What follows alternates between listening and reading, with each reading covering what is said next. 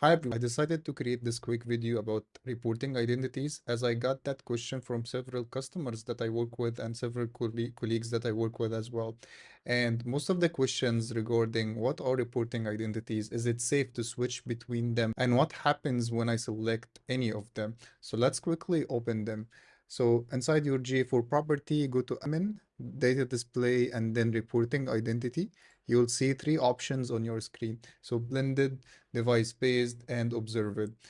So let's start with the blended reporting identity. So with this reporting identity, what it does, it uses the user ID, the ID that is assigned to the user, the ID that is assigned to the user device, whether they're using mobile, desktop, or an app, and then modeling.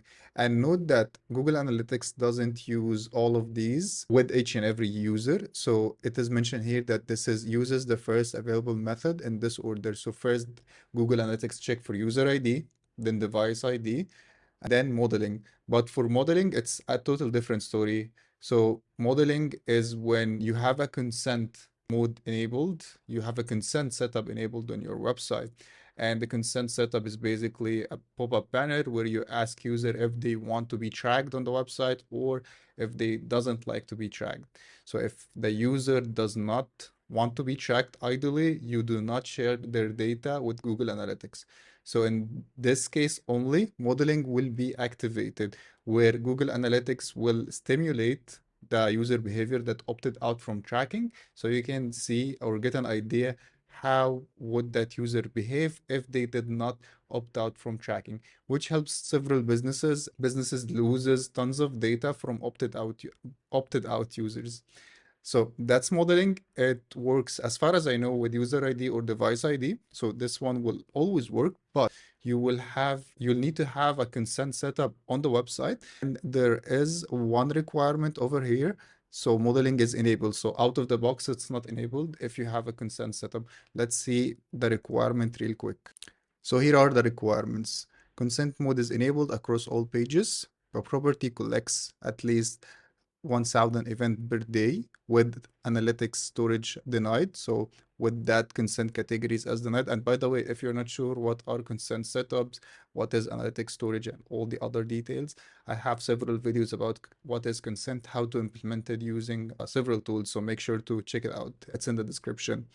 It needs also to have 1,000 daily users sending event with granted status for analytics storage. And yeah, so it is mentioned here that it may take more than 7 days of meeting the data threshold, those 28 days to train the model successfully.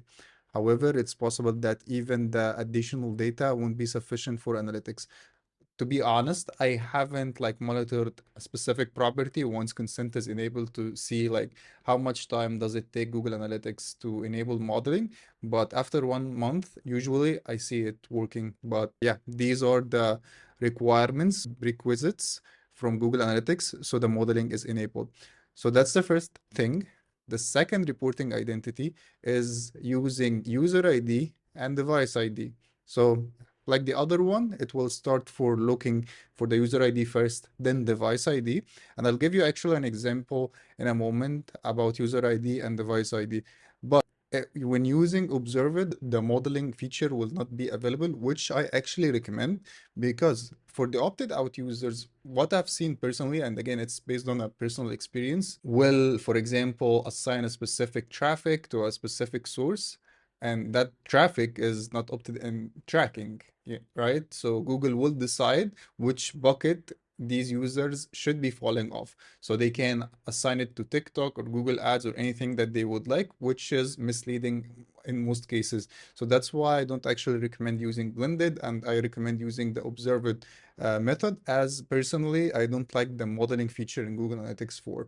Or you can have two separate properties that has the same tracking setup where you're using blended at one of them and observed on the other. Or you can actually switch between using each and every one, which I'll also be talking about in a second. The last one is device based, and this one uses only the device ID. So that basically covers what are the differences between each reporting identity. So what actually happens when I switch the reporting identities? So let's take a live example. Let me refresh this page. And let's view this report. Now let's actually switch the reporting identity to be device-based and save and hit confirm. Let's duplicate this page and then let's check out the data. And so for example, the paid social here is 9,956. Let's see the numbers over here. Here it's 15,324.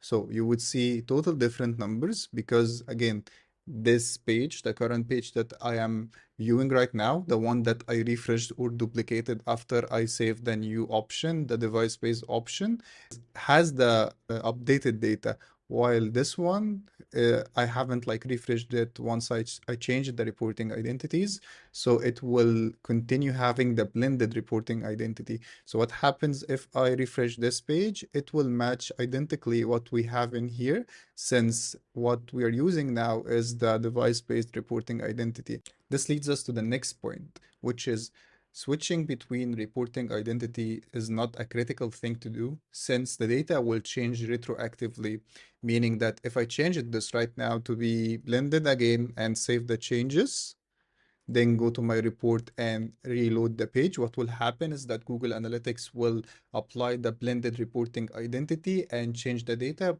based on the reporting identity that I have chosen.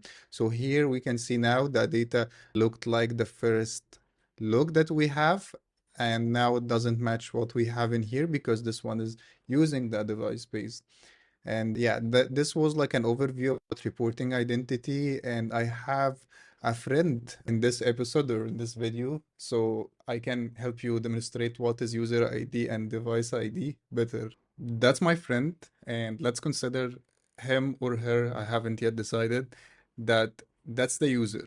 That user is entering the website. So when this user enters the website for the very first time, what will happen is that we'll need to give this a user an ID. So I'll give him an ID like number one. So the user goes to the website. I don't call this user with a name. I call this user with an ID. So this is what Google Analytics is doing. They are tracking the ID, not the name. And this user has a device. This user has a phone. So the device ID for the phone would be 22, for example. It doesn't have to match the user ID, but both needs to be consistent along the session. For example, if the user ID or device ID change it from 1 or 22 to another number, Google Analytics won't be able to identify that that's the same user. So that was a quick example on what are user ID and device ID. It's also pretty much simple. I've got this question several times as well.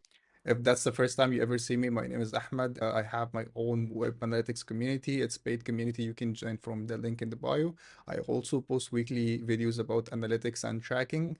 This week's video is a bit shorter as moving to a new house and I don't have much time to record this video or edit it, and I don't have my entire setup. So yeah, I hope this was helpful. If you like this video, I would really appreciate it if you can subscribe to the channel, like and share the video. Yeah, see you in the next video. Let's sing together.